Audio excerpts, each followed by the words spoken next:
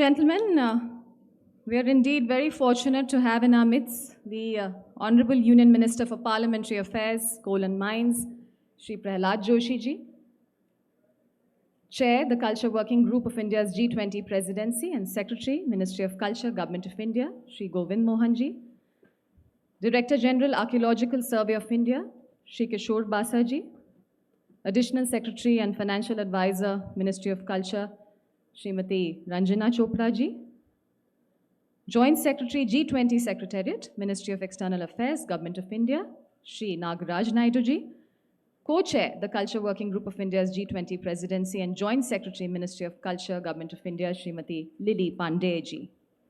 Ladies and gentlemen, as culture unites us together and fosters a shared sense of identity, may this lead us to success in all of our endeavors. And very quickly, I have a few housekeeping announcements. We have QR codes on your tables in order to access Wi-Fi. Here's a polite reminder that we all keep our mobile phones on silent mode. Should you need any support, ladies and gentlemen, liaison officers will be assigned to you, and they've been assigned to you, and the India team stands by. If you need to charge your electronic devices, there are charging panels that are located on each table for your convenience. All you need to do is press the button on the panel and start powering up. For those who wish to use it, we also have a prayer room. And ladies and gentlemen, you may also explore the stalls that have been set up.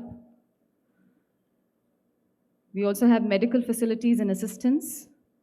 And so we would just request you to get in touch with the liaison officers. With that, once again, I extend a very warm welcome to the Honorable Union Minister for Parliamentary Affairs, Coal and Mines, Shri Prahlad Joshi ji, Excellencies, distinguished delegates, a very hearty welcome to the third Culture Working Group meeting in this ancient city of Hampi, situated on the banks of the Tungabhadra River. This is a city, ladies and gentlemen, that embodies the perfect blend of tradition and modernity. And as we reflect on the progress made since our meetings held in Khajuraho and Bhubaneswar, including the valuable insights from the global thematic webinars, we are truly committed to taking forward the momentum towards realizing action-oriented outcomes for the culture work stream. India's G20 presidency celebrates India's civilizational ethos, drawing inspiration from the Sanskrit phrase, Vasudhaiva Kutumbakam, which translates to the world is one family. This resonates strongly in India's G20 theme of one earth, one family, one future. With that, we begin with the inaugural session. It is my privilege, ladies and gentlemen, and my honor to request the Honorable Union Minister for Parliamentary Affairs, Coal and Mines, Shri Prahlad Joshi ji, to please render his welcome remarks. Sir.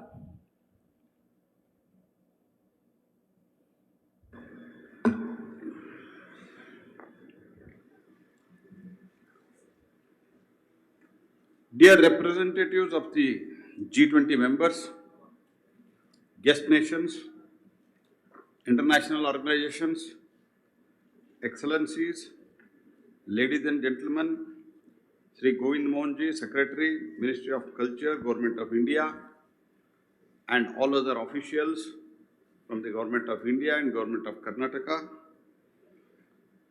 I am filled with immense pride and warmth as I address the third Culture Working Group meeting under India's G20 presidency here in this glorious city of Hampi, Karnataka, the state which I belong. A city that stands as a testament to India's rich cultural heritage, Hampi is indeed a fitting backdrop to the meaningful dialogue we are about to begin.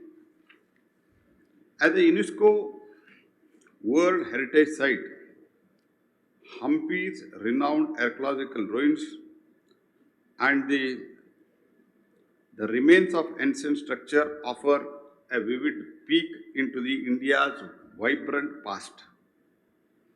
Here in the middle of Hampi's ancient culture, we are connected not just to India's past, but to the shared past of the humanity. The discussion and deliberation that have taken place during the first two meetings and the global thematic webinars on the culture working groups, priorities articulated under India's G20 presidency have been both remarkable and inspiring. We have progressed from identifying and deliberating the four priorities to seeking the consciousness on the action-oriented recommendation that would be a significant step in placing the culture at the heart of policy making.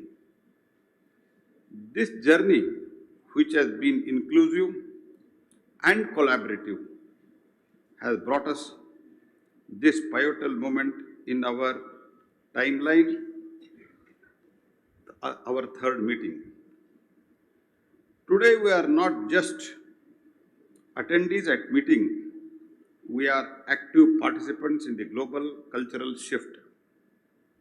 Today we strive to build a consensus on the ministerial declaration containing the four priority areas which are cornerstones in our vision of an inclusive and sustainable future.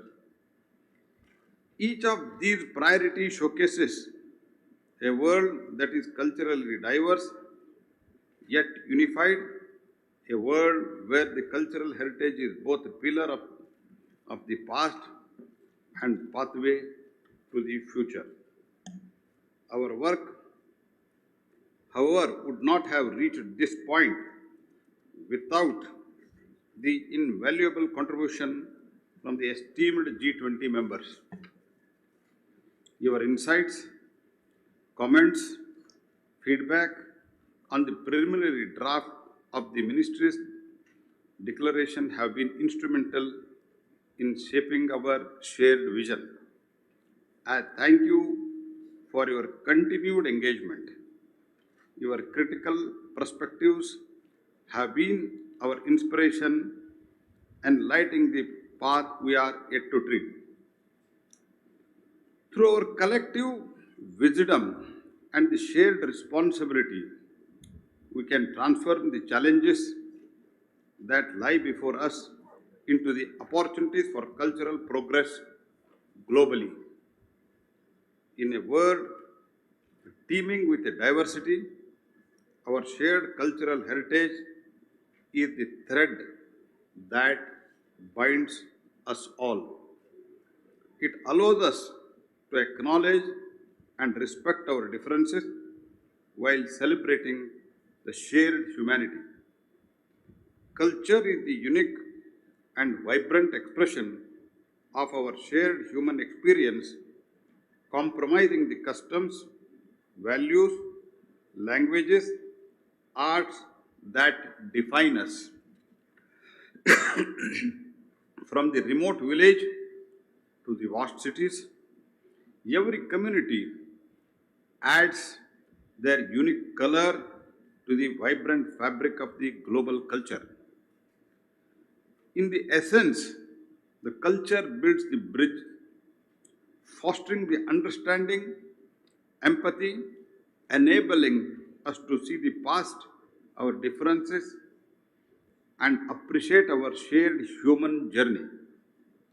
As we gather today to discuss and deliberate, let us remember the power of our shared cultural legacy.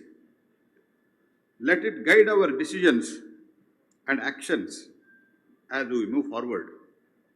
In our discussion today, I urge you all to remember the power of unity, the beauty in the diversity, and the huge potential that culture holds for the human development.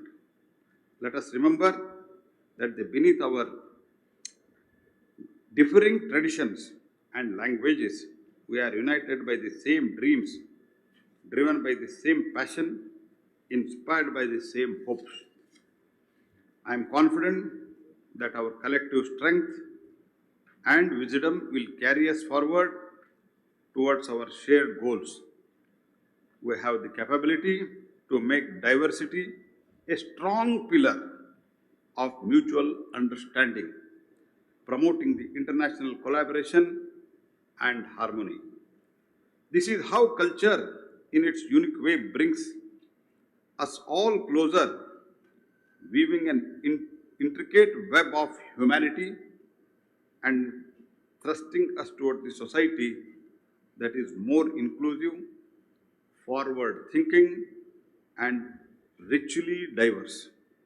Before I conclude, I would like to express once again my deepest appreciation to each and every one of you for your commitment and dedication. Our task is not an easy one, but one of the utmost importance. And I am certain that we will rise to the occasion. Together, let us shape the cultural world we envision, a world rooted in respect, nurtured by diversity, thriving in the unity. Let our work today pave the way for the future where the culture is not just part of our identity, but a driving force for sustainable development, social inclusion, and global harmony.